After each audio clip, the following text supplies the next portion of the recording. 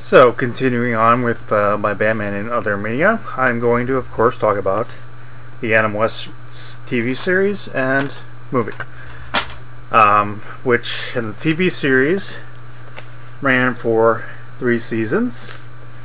But first off, before I even start about the actual series, let's just establish something. Some people are not a fan of this series. Some are. Some, don't like the series.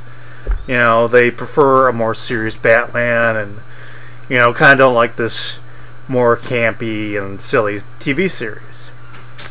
But, let's just remember that, while sure, this TV series pokes fun at comics, it's still the Batman of the time period. In fact, I recommend picking up this graphic novel, Batman TV Stories, and this collects 50s and 60s stories that inspire, the TV show. For example, there is the Joker's Utility Belt, a 50s story that was later adapted into the show. And this has a few other issues that were later adapted in the show. There's also the first volume of Showcase Presents, which is the start of the New Look Batman. And this came out before the, collects issues that came out before the show. So, basically, Batman of the 50s could easily be considered campy or silly because, this is a time period when Batman's going to outer space or back in time. Early 60s, yes, there was an attempt to make it, a little more, I guess you would say, down to earth. But there's still some silly elements. So, point is, this is classic Silver Age Batman. This is what the Silver Age Batman was like in comics. So let's just respect that. It's Batman of the time period. Sure, again, it makes fun of things, but again, it's what Batman was in the original comics. So now that we've had the, moment on my soapbox, let's talk about the actual TV series. And we're going to start off with my favorite season, the very first season, mainly because Frank Gorshin as the Riddler. There have been other actors who've played the Riddler, but by far, in my opinion, Frank Gorshin is the best. And let's just appreciate that before this series, the Riddler had, at best, 3 appearances before this series. 2 Golden Age appearances, 1 Silver Age appearance, which is collected in this. And, because of Gorshin's, popularity in the role, the Riddler gets, elevated to a major, Batman villain. And we really owe Gorshin for that, And, there are other fun elements in here. We get only 1 appearance of Julie Newmar as Catwoman, and that's hard to kind of forget considering how much she's known for the role. We get 1 appearance of Victor Buono as King Tut. Cesar Romero is the Joker. Excuse me. And again, he's classic Silver Age Joker. More, not so much gonna kill someone, but is more zany. Is gonna pull out an extravagant crime, and again, that's the Joker of the 50s and 60s before the show started. So that's responding to this. Now, just one thing I want to point out. If you read this, you will see that in the, mid-60s, the comics killed off Alfred, the butler. He's crushed by a rock, by bikers. And supposedly this is due because some women's group complained about 3 men living together. This is not the first or the last time that we kind of get, either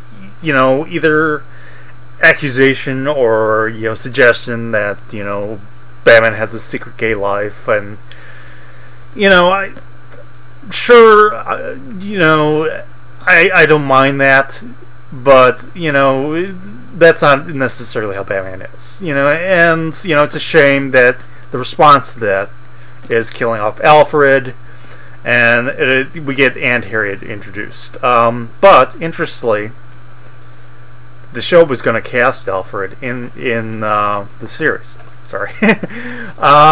So what do the comics do? They bring Alfred back to life so he can,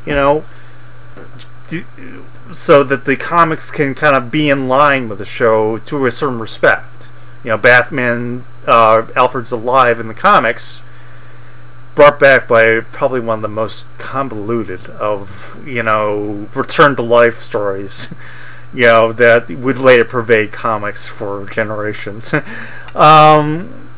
And of course, interestingly, is Aunt Harriet in the comics is not really seen that much. She's cast in the show a lot, and I really like the actress who plays her.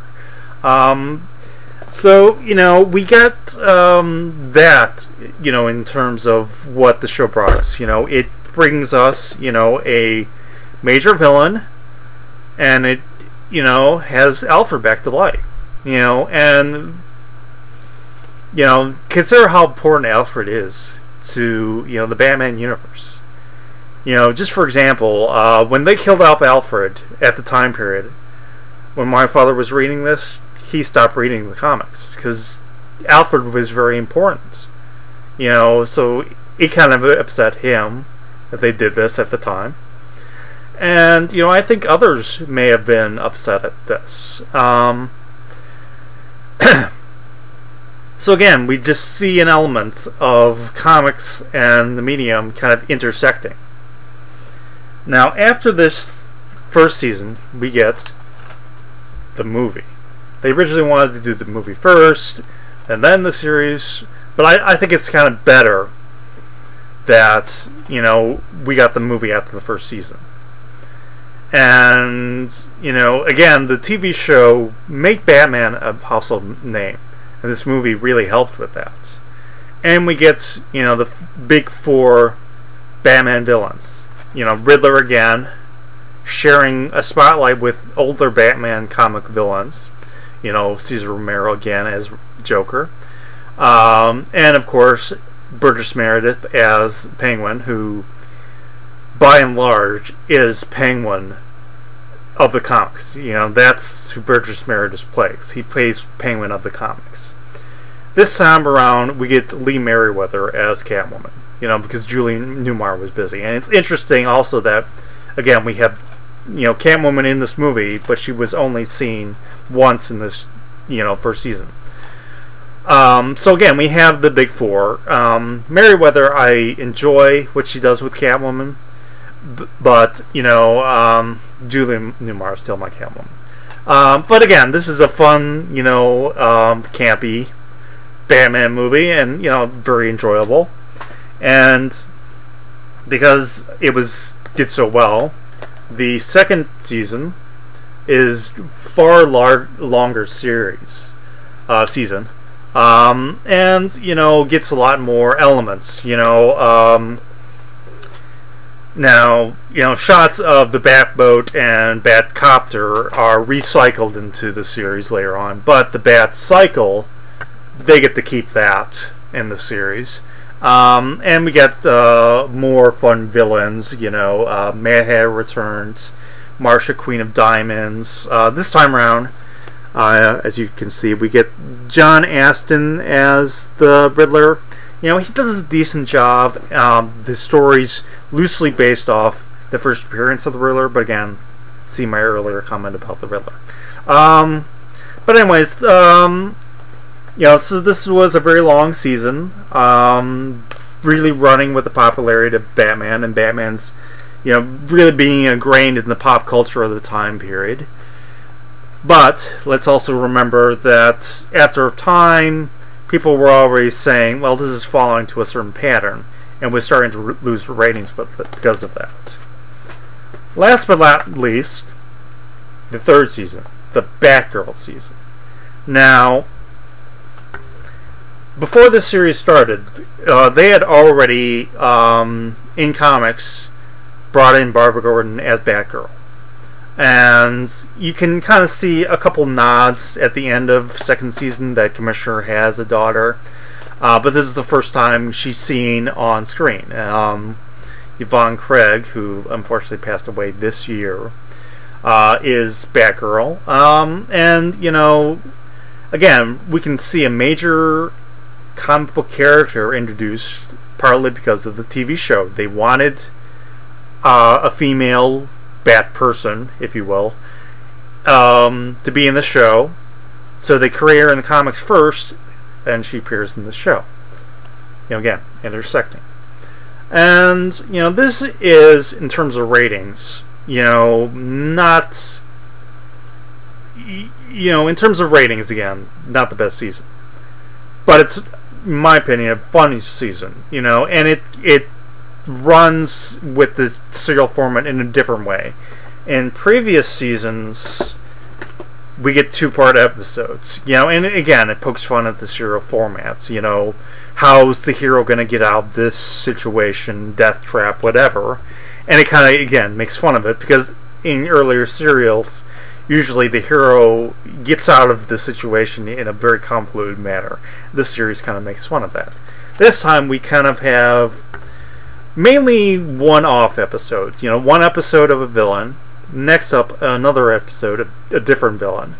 And usually it's interconnected. At the end of one episode, we'll see like a shot of the next villain, you know. So again, you know, it follows with a different type of format show. And again, after this, the series got canceled. But, you know, again, let's respect what this brought to us. This brought Batman into the public consciousness. You know, so let's, you know, again, respect that and enjoy the series for what it was. And that's having fun.